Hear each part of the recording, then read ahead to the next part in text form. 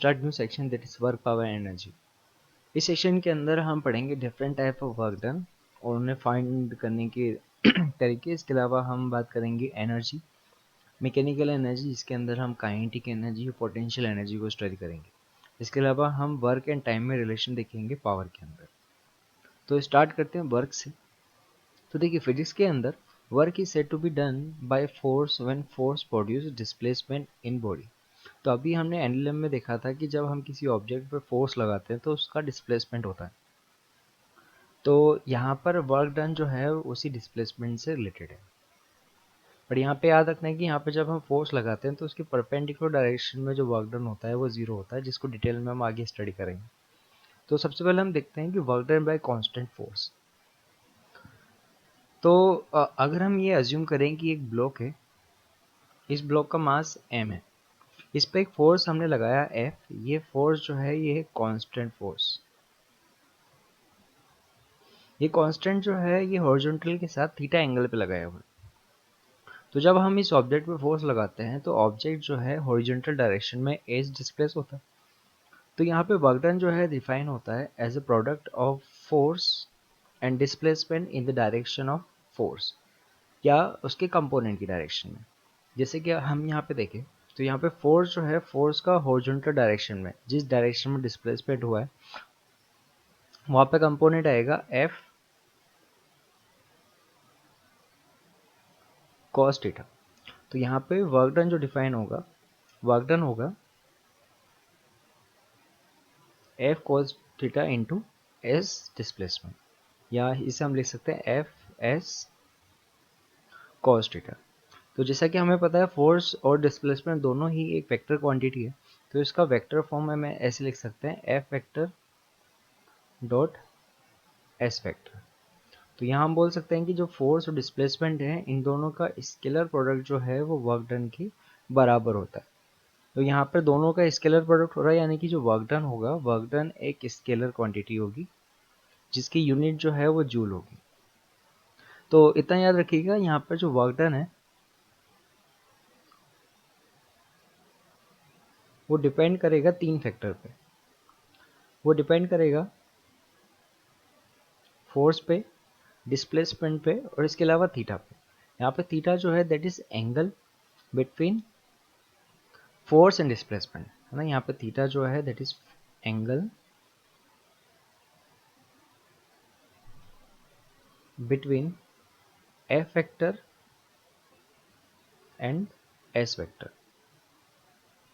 ठीक है, तो यहाँ पर हमारे पास फोर्स जो है वो इसके अकॉर्डिंग अलग अलग कंडीशन आ सकती है। देखिए यहाँ पे cos थीटा जो जैसे है, तो cos थीटा की वैल्यू जो है वो पॉजिटिव नेगेटिव जीरो हो सकती है, उसी के अकॉर्डिंग वर्क डन जो है वो पॉजिटिव नेगेटिव जीरो हो सकता है। तो इट में बी पॉजिटिव, नेगेटिव और जीरो। तो ये डिपेंड करेगा इन दोनों फोर्स और डिस्प्लेसमेंट के बीच में एंगल पे। तो देखिए वर्क डन की अलग अलग कंडीशन हम देखते हैं।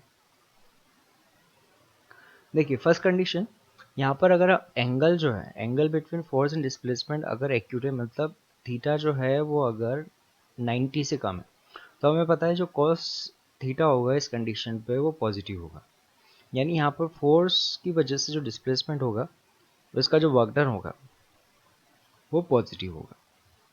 ठीक है, तो मैक्सिमम जो पुलिंग वाले केसेस होते हैं उन कंडीशन में हम देखते हैं कि जो वर्क डन होता है वो पॉजिटिव होता है। सेकेंड कंडीशन देखिए कि जब थीटा जो है वो 90 से ज़्यादा हो, तो हमें पता है सेकेंड क्वाड्रेंट के अंदर कॉस जो होगा वो नेगेटिव होगा। यानी इस कंडीशन पे जब हमारे पास डिस्प्लेसमेंट जो है और जो फोर्स है उसके बीच में थीटा जो है 90 से ज़्यादा है, उस कंडीशन में वर्क डन जो है वो नेगेटिव आएगा। नेक्स्ट कंडीशन अगर हम देखें कि वर्क डन बाय फोर्स, जब यहाँ पर फोर्स और डिस्प्लेसमेंट जो है वो एक दूसरे के परपेंडिकुलर है, तो हमें पता है जो cos 90 होता है वो ज़ीरो होता है।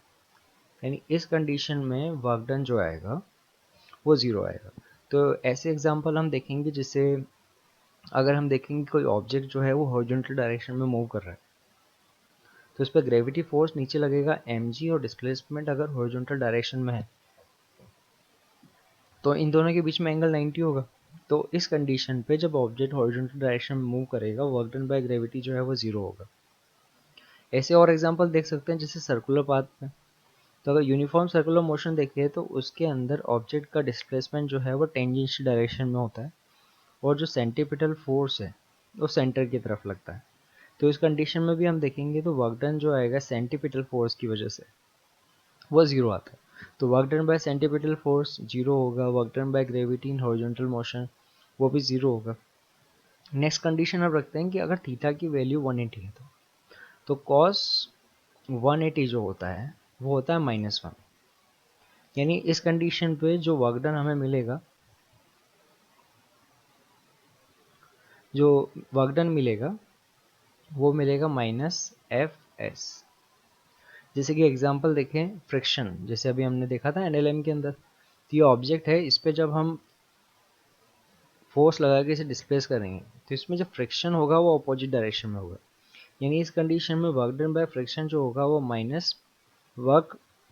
Minus friction force into displacement होगा। तो फ्रिक्शन के केस में हम देखेंगे तो वर्क डन जो होता है वो नेगेटिव होता है। इसके अलावा सूडो फोर्स का केस देखें तो उसमें भी डिस्प्लेसमेंट और जो फोर्स होता है वो अपोजिट डायरेक्शन में होते हैं। तो वहाँ पे भी हम देखेंगे कि जो work done bye pseudo force होगा वो माइनस फोर्स इंटू डिस्प्लेसमेंट होगा। तो जनरली हम इन केस में देख सकते हैं कि जो वर्क डन होता है ना, वर्क डन जो है वो पॉजिटिव नेगेटिव 0 हो सकता है, डिपेंड करेगा इन दोनों के बीच में एंगल पे। अच्छा, ये एग्जांपल तो हमने देखा अभी फ्रिक्शन का। एक एग्जांपल हो सकता है ग्रेविटी के अंदर। ग्रेविटी में कैसे कि अगर हमारे पास ऑब्जेक्ट को अगर वर्टिकल डायरेक्शन में डिस्प्लेस करें तो उस कंडीशन में भी देखेंगे कि वर्क डन बाय ग्रेविटी जो होगा वो -mgs होगा, क्योंकि इस कंडीशन पे हमारे पास जो फोर्स है और डिस्प्लेसमेंट है दोनों के बीच में जो एंगल है वो 180 का है। यानी वर्क डन जो है वो -mgs होगा। इन पॉइंट्स के अलावा और पॉइंट हम देखते हैं आगे। देखिए नेक्स्ट पॉइंट यहाँ पे हम देख सकते हैं कि for a particular displacement work done bye a force is independent of type of motion. यानी ऑब्जेक्ट जो है चाहे कांस्टेंट वेलोसिटी से मूव कर रहा हो या कांस्टेंट एक्सेलरेशन या रिटार्डेशन या कोई भी टाइप का मोशन दिया हो, यहाँ पे वर्क डन जो है वो टाइप ऑफ मोशन पे डिपेंड नहीं करेगा। यहाँ पे वर्क डन डिपेंड करेगा फोर्स, डिस्प्लेसमेंट और थीटा पे। इसके अलावा टाइप ऑफ मोशन कैसा है उस पर ये चीज़ डिपेंड, वर्क डन जो है वो उस पर डिपेंड नहीं करेगा। नेक्स्ट पॉइंट देखें कि यहाँ पर if a body is in dynamic equilibrium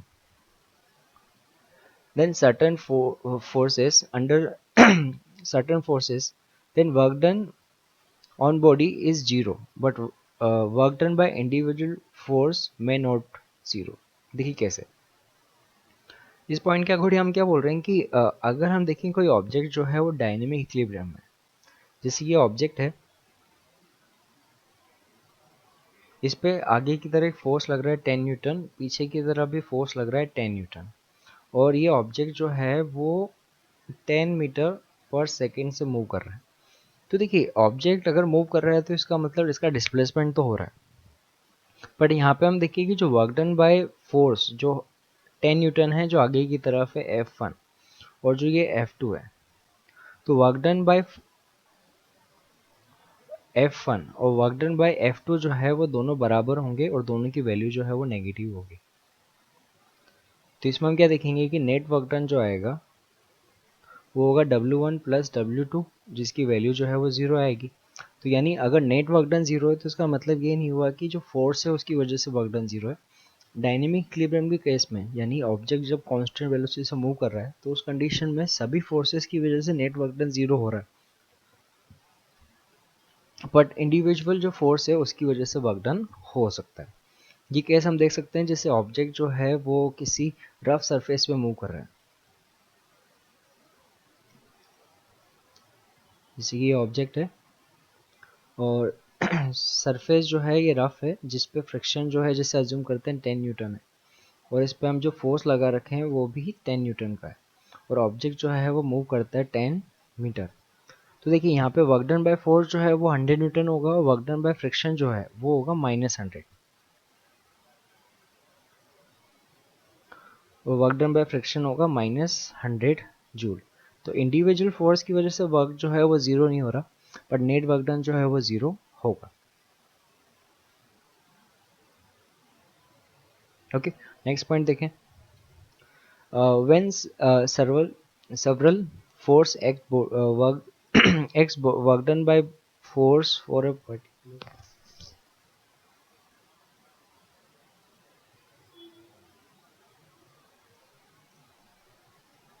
तो नेक्स्ट पॉइंट देखें।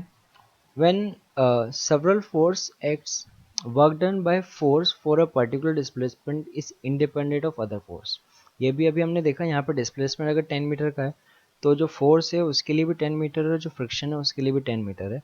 तो यहाँ पर जो फोर्स है वो पर्टिकुलर डिस्प्लेसमेंट जो है वो इंडिपेंडेंट है अदर फोर्स से। नेक्स्ट पॉइंट देखते हैं, ये है इंपॉर्टेंट पॉइंट। अगर हम देखें force is independent of reference frame, it is displacement depends on frame, so work done by a force is frame dependent, therefore work done by force can be different in different reference frame, है ना। तो ये बात समझिए कि यहाँ पे जो वर्क डन होता है वो रेफरेंस फ्रेम पे डिपेंड करता है। अगर हम रेफरेंस फ्रेम चेंज करेंगे तो वर्क डन जो है वो चेंज हो सकता है। जैसे कि हम अज्यूम करते हैं ये बॉक्स जो है वो हॉरिजॉन्टल डायरेक्शन में मूव करता है 10 मीटर, और इस पे जो फोर्स लग रहा है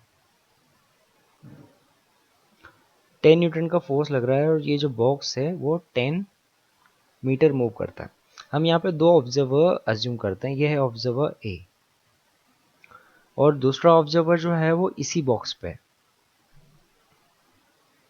ये है ऑब्जर्वर बी। तो अगर हम ऑब्जर्वर ए के अकॉर्डिंग वर्क डन देखेंगे तो कितना होगा। तो ऑब्जर्वर ए के अकॉर्डिंग बॉक्स जो है वो यहाँ से यहाँ तक 10 मीटर मूव हुआ है, और उस बॉक्स पे फोर्स जो लग रहा है 10 न्यूटन का है। तो ऑब्जर्वर ए के अकॉर्डिंग जो वर्क डन होगा वो होगा 10 इंटू 10 यानी 100 जूल। बट अगर हम इसी कंडीशन के लिए ऑब्जर्वर बी से देखें तो ऑब्जर्वर बी के अकॉर्डिंग अगर देखें तो जो ऑब्जेक्ट है ना, उसके अकॉर्डिंग जो बॉक्स है उसका डिस्प्लेसमेंट जो है वो ज़ीरो है, तो उसके लिए जो वर्क डन है वो तो ज़ीरो होगा। तो यहाँ पे हमने रेफरेंस फ्रेम चेंज किया तो देखिए वर्क डन जो है वो अलग अलग आ रहा है। तो यहाँ पर हम इसी पॉइंट को बोल रहे हैं कि जो वर्क डन होता है वो फ्रेम डिपेंडेंट होता है। अगर हम रेफरेंस फ्रेम को चेंज करेंगे तो वर्क डन जो है वो भी चेंज हो जाएगा। तो अब हम देखते हैं work done bye multiple forces. हम देखते हैं कि कोई बॉक्स है उस पर अगर एक से ज़्यादा फोर्सेस अगर लगे हुए हैं तो उस कंडीशन पर वर्क डन कैसे फाइंड करेंगे। जैसे हम यहाँ पे देखते हैं कि ये कोई बॉक्स है,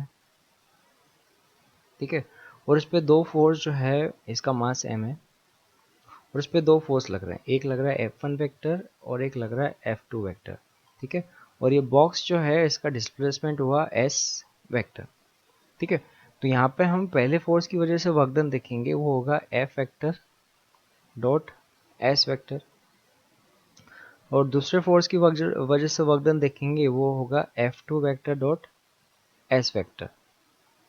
तो इसके अकॉर्डिंग हम क्या बोलेंगे कि जो ऑब्जेक्ट पर नेट वर्क डन है वो इंडिविजुअल फोर्स की वजह से जो वर्क डन है उसके सम के बराबर होगा, यानी जो नेट वर्क डन होगा वो W1 प्लस W2 के बराबर होगा। ये कंसेप्ट हम यहाँ पे देखते हैं, यानी एक से ज़्यादा फोर्सेस होंगे तो यहाँ पर अलग अलग फोर्स की वजह से जो वर्क डन है उसका सम जो है वो नेट वर्क डन के बराबर होगा। एक तो ये रिलेशन होता है, दूसरा रिलेशन अभी और हम देखेंगे। देखिए अगर हम इसमें ये वैल्यूज रख देते हैं तो हमें मिलेगा F1 vector dot S vector plus F2 vector dot S vector. देखिए फोर्स जो है वो चाहे कुछ भी लग रही हो, डिस्प्लेसमेंट तो दोनों कंडीशन में सेम थे, तो यहाँ पे डिस्प्लेसमेंट को अगर हम कांस्टेंट ले लेते हैं तो ये रिलेशन आएगा F1 vector plus F2 vector dot S vector. और देखिए यहाँ पर F1 vector plus F2 vector जो है वो नेट फोर्स है उस ऑब्जेक्ट पे, है ना। ये यहाँ पर नेट फोर्स है जो इस ऑब्जेक्ट पे लग रहा है। तो जो नेट वर्क डन है वो कितना होगा, तो नेट वर्क डन हम यहाँ से बोल सकते हैं F net vector dot S vector. तो देखिए दूसरा इंपॉर्टेंट रिलेशन हमें ये भी मिला। तो अगर एक ऑब्जेक्ट पे एक से ज़्यादा फोर्सेस जब लग रहे हैं और हमें नेट वर्क डन निकालना है, तो हमारे पास दो तरीके हैं। एक ये है कि इंडिविजुअल फोर्स जो है उनकी वजह से हम वर्क डन निकालें और उनका एडिशन कर दें। दूसरा तरीका क्या है कि हम उस ऑब्जेक्ट पे नेट फोर्स निकालें, उस नेट फोर्स का डिस्प्लेसमेंट के साथ मल्टीप्लिकेशन कर दें, तो यहाँ से भी हमारे पास जो नेट वर्क डन है ऑब्जेक्ट पे वो आ जाएगा। ठीक है, तो ये दूसरा रिलेशन जो है ये भी इम्पोर्टेंट है। तो ये रिलेशन जो अभी हमने देखा है इसको हम एग्जाम्पल से देखते हैं। देखिए, हम अज्यूम करते हैं ये बॉक्स, इस बॉक्स पे हम दो फोर्स अप्लाई करते हैं। एक फोर्स F1 10 न्यूटन और एक फोर्स पीछे की तरफ F2 5 न्यूटन। ठीक है, तो इन फोर्सेस के अंडर ये जो ऑब्जेक्ट है वो मूव करता है फॉरवर्ड डायरेक्शन में 5 मीटर। ठीक है, तो अब यहाँ पे जो F1 और F2 है उनकी वजह से इंडिविजुअल वर्क डन देखेंगे, तो W1 होगा, यानी पहले फोर्स की वजह से जो वर्क डन होगा वो होगा 10 इंटू 5 यानी 50 जूल, और दूसरी फोर्स की जिस वजह से जो वर्क डन होगा वो होगा 5 इंटू 5, बट दोनों के बीच में एंगल जो है वो 180 है। ठीक है, तो यहाँ पे W2 होगा वो होगा -25 जूल। तो जो नेट वर्क डन हुआ वो दोनों फोर्सेस की वजह से होगा, यानी ये होगा 50 -25, यानी जो नेट वर्क डन हमारे पास मिला वो मिला 25 जूल। ठीक है, ये तो फर्स्ट रिलेशन के अकॉर्डिंग है। सेकंड रिलेशन हमने क्या कहा कि आपको अगर नेट वर्क डन निकालना है तो आप ये कर सकते हो कि नेट फोर्स निकालो और उसका डिस्प्लेसमेंट के साथ प्रोडक्ट कर दो। तो इस केस में अगर हम नेट फोर्स निकालें तो नेट फोर्स होगा F1 माइनस F2, क्योंकि F2 जो है अपोजिट डायरेक्शन में, यानी ये होगा 10 माइनस 5 यानी 5 न्यूटन। तो जो वर्क डन आएगा F नेट वो होगा 5 इंटू डिस्प्लेसमेंट 5 यानी 25 जूल।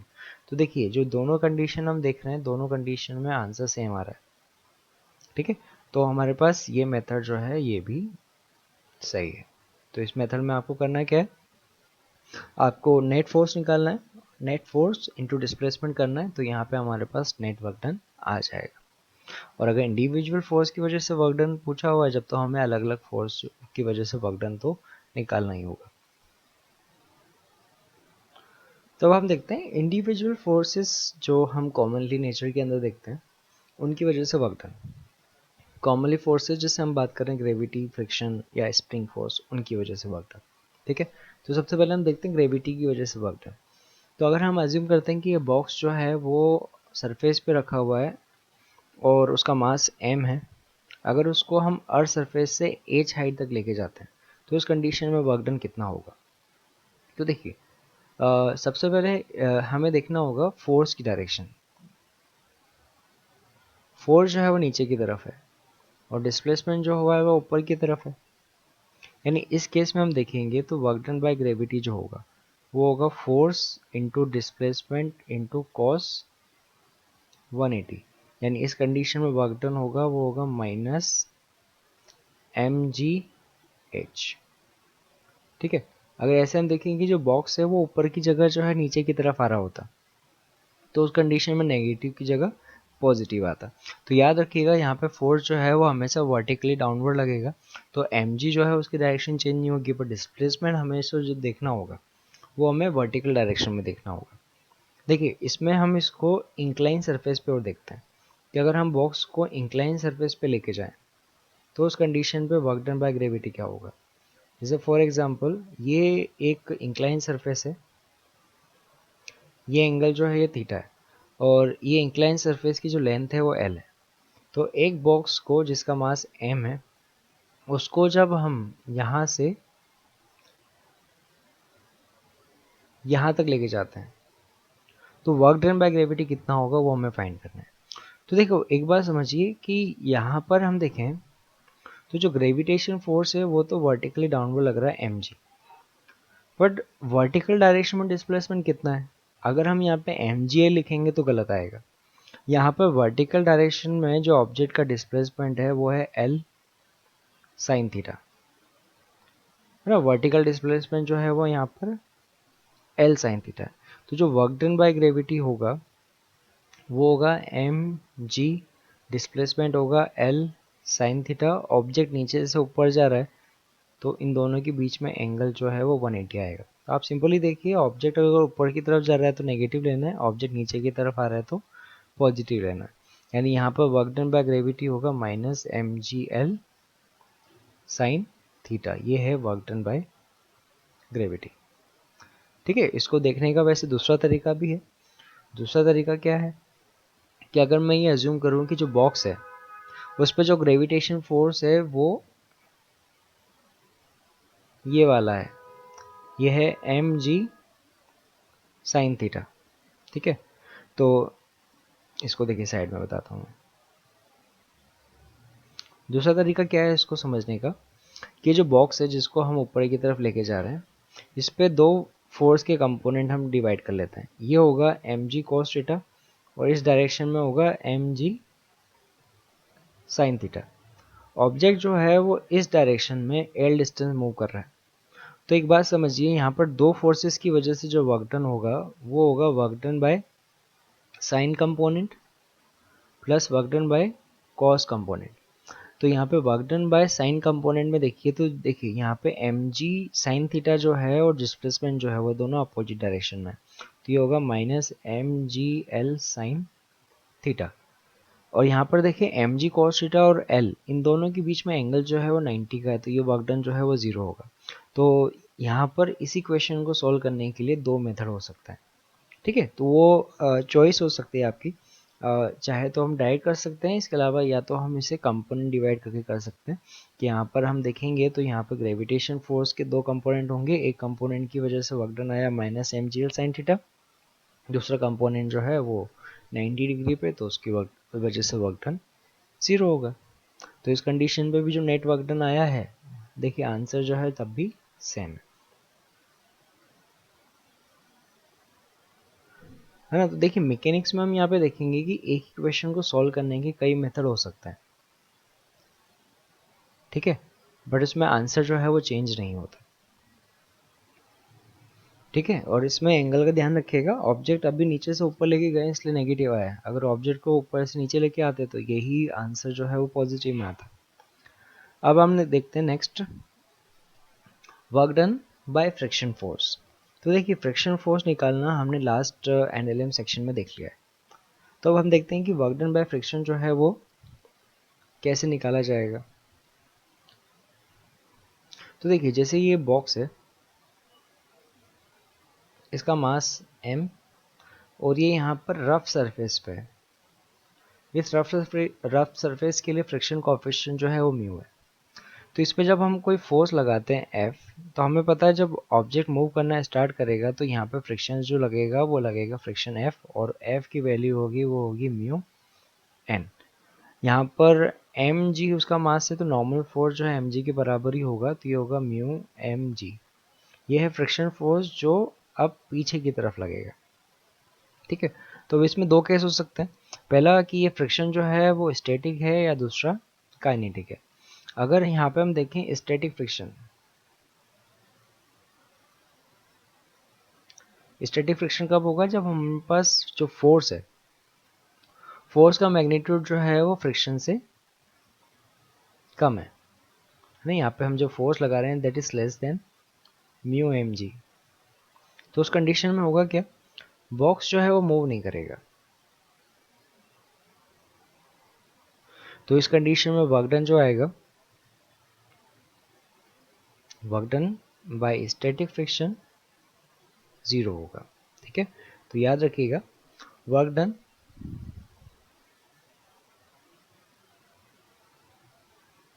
बाय स्टैटिक फ्रिक्शन, है ना, net work done, sorry, net work done bye static friction is always 0। Net work done की बात हो रही है, तो सिस्टम पे नेट वर्क डन हम देखेंगे कि ऑब्जेक्ट जो है वो मूव ही नहीं कर रहा, तो नेट वर्क डन जो है वो 0 होगा। पर देखिए इंडिविजुअल फोर्स की वजह से वर्क डन जो है वो पॉजिटिव नेगेटिव जीरो हो सकता है, याद रखिएगा।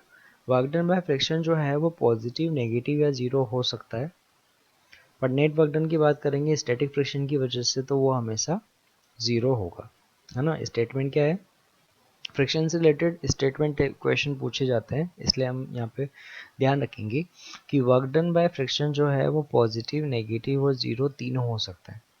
पर अगर यहाँ पे बात करते हैं स्टैटिक फ्रिक्शन, तो स्टैटिक फ्रिक्शन की वजह से जो नेट वर्क डन होगा वो हमेशा जीरो होगा।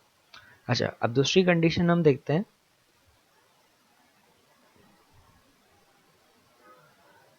Kinetic friction. तो काइनेटिक फ्रिक्शन कब लगेगा, जब ऑब्जेक्ट जो है वो मूव करेगा। तो अगर ऑब्जेक्ट पे जो काइनेटिक फ्रिक्शन लग रहा है वो पीछे की तरफ है, फोर्स जो है वो आगे की तरफ है, और उस ऑब्जेक्ट का डिस्प्लेसमेंट जो है वो अगर एस हो चुका है, तो अब देखिए यहाँ पे नेट वर्क डन जो है वो क्या होगा, वर्क डन बाय फ्रिक्शन कितना होगा और वर्क डन बाय फोर्स कितना होगा। तो देखिए अगर वर्क डन बाय फ्रिक्शन हम देखेंगे वो होगा माइनस एफ के इंटू एस, ठीक है। यहाँ पे वर्क डन बाय फोर्स होगा तो होगा एफ इंटू एस। पर यहाँ पर नेट वर्क डन हम देखेंगे तो नेट वर्क डन यहाँ पर होगा F minus F S into S. देखिए स्टैटिक फ्रिक्शन कब होता, सॉरी काइनेटिक फ्रिक्शन कब होता है, जब हमारे पास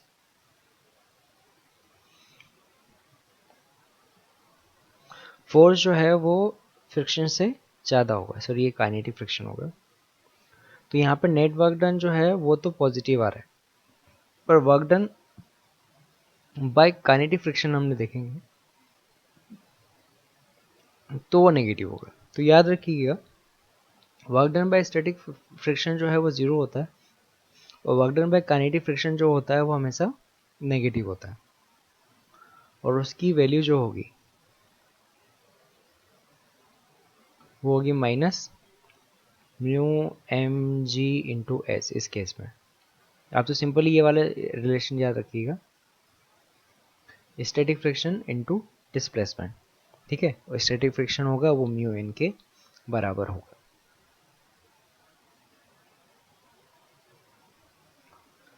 तो वर्क डन से रिलेटेड अगर सिंपल एग्जांपल देखें जो वेक्टर फॉर्म है, वेक्टर फॉर्म में आते हैं, वो जो अभी हमने नहीं देखी वो देखते हैं। देखिए जैसे हमें क्वेश्चन वेक्टर फॉर्म में हमें दो तीन तरह के क्वेश्चन पूछे जाते हैं। फर्स्ट टाइप के क्वेश्चन होते हैं जिसमें हमें डायरेक्ट वेक्टर दे देते हैं, यानी हमें बोला हुआ है कि एफ वेक्टर जो है वो है 2i के प्लस 3j के प्लस या माइनस के, और ऑब्जेक्ट जो है उसका डिस्प्लेसमेंट भी हमें दिया हुआ है वो है आई के प्लस जे के प्लस के। तो उस कंडीशन में बताइए वर्क डन जो है वो कितना होगा।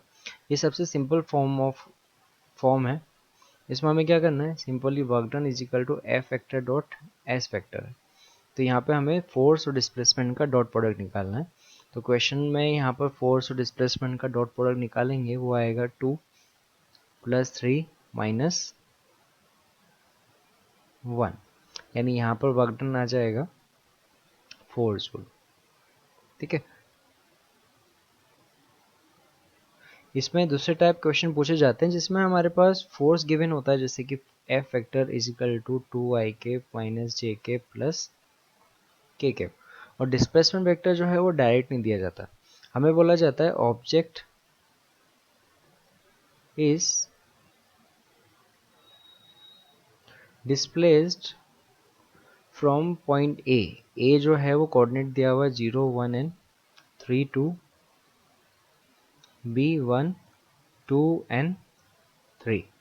तो अब हमें पूछा है बताइए वर्क डन जो है वो कितना होगा। तो इस टाइप के क्वेश्चन में हमें जो डिस्प्लेसमेंट वेक्टर है वो फाइंड करना होता है। यहाँ पर डिस्प्लेसमेंट वेक्टर होगा O B vector minus O ए वेक्टर। ओ बी वेक्टर होगा आई के प्लस 2j के प्लस 3k माइनस ओ ए वेक्टर होगा 0 j के प्लस 3k, यानी यहाँ पे हमें डिस्प्लेसमेंट वेक्टर मिलेगा आई के प्लस जे के प्लस 0। तो यहाँ पे वर्क डन आएगा, work done is equal to F vector dot S vector, यानी 2i के माइनस जे के प्लस के डॉट आई के प्लस जे के। ठीक है, तो यहाँ पे हमें मिलेगा 2 माइनस 1, यानी वर्क डन हमें मिलेगा 1 जूल। ओके, वेक्टर से related he third type of question जो है इसमें पूछा जाता है कि हमें बोला है F vector is equal to A I K plus 2 J K plus 3 के, और डिस्प्लेसमेंट वेक्टर जो है वो हमें गिवन है आई के प्लस या आई के minus J K plus K. If work done is 0 then find A, value of A क्या होगी।